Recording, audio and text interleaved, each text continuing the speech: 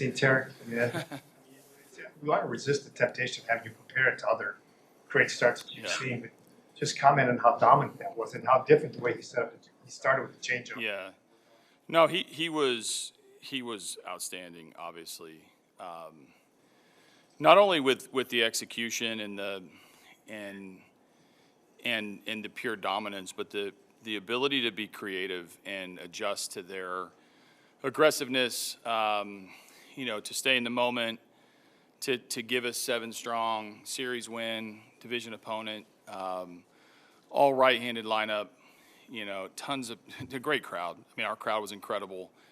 Big stage, and he performed admirably. So I for a while I didn't know what I was watching. Like he was punching out so many guys in a row. I didn't know if it was going to end, and just an incredible performance. There's any way he used the all-righty lineup to his advantage. Like, I think there's been times you put in lefties against lefty just to take a guy out there for them.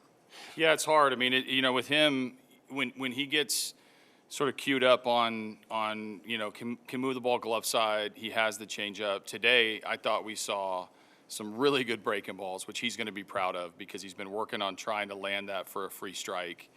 With so many people around the league just coming up trying to ambush him and trying to make contact early. That's the creative part. Like, that's not been in his arsenal a ton.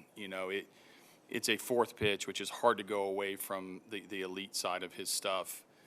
But he mixed in a couple of those. The changeup was phenomenal tonight, and when he found his aiming point, his cues, he locked it in, and he was not only dominant but was efficient.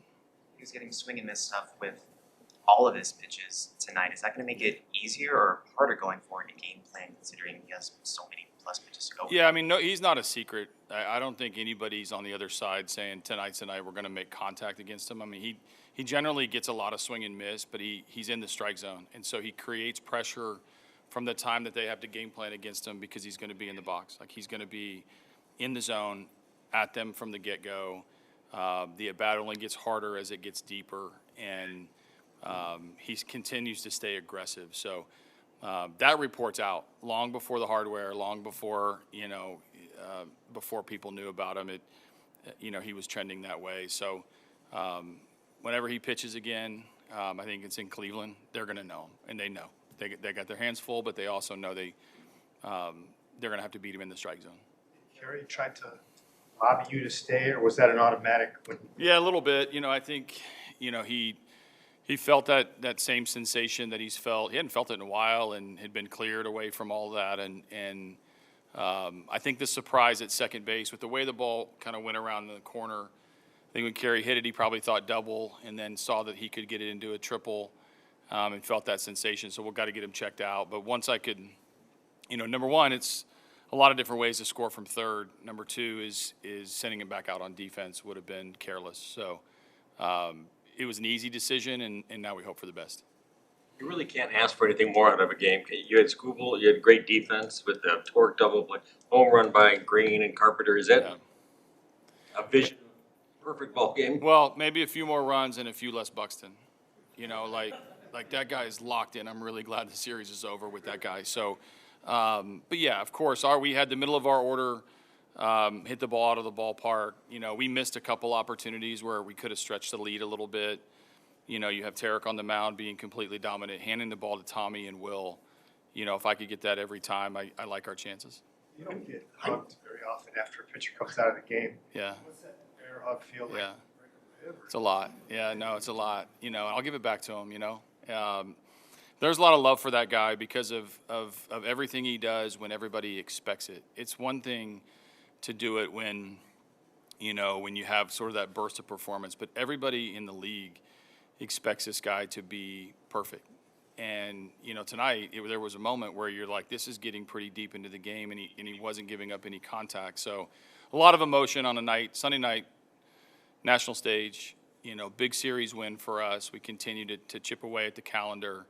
I think we were both really into it.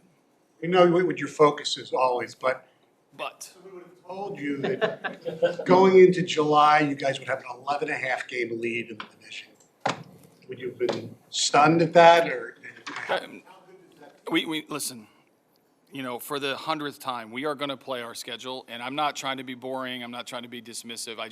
We can't think like that. Like down here, we can't afford to like prop our feet up and take a week off. Like the schedule continues. And so if I do it, what do you think my team's going to do? And so, you know, apologies for not being able to jump on the, you know, the wow factor of this. I'm super proud. But you wouldn't want me focused on anything other than Washington now. And you know, anybody that thinks else, you know, something else has just not run the race of what it takes to try to win this division. Yeah. Just adjust as the season goes on.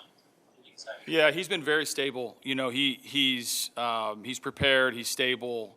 You know, I think the game is slowing down a little bit for him, where he's not trying to launch every swing. You know, I like the base hits and hitting the ball hard and squaring things up. And obviously did an incredible job behind the plate tonight. So his steadiness is what's expected behind the plate. Same when Jake catches. We need steady catchers to get us through these game plans and get us through this schedule and not ride the emotions that often come with, you know, with the baseball season.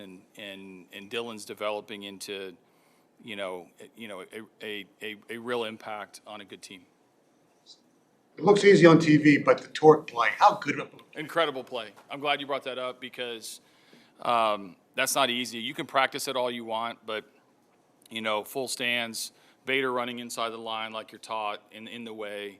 Javi did an incredible job of dancing around the base and then getting back for the double play in a 3-run game to give Will the chance to start at the bottom of the order and not lead off with Buxton.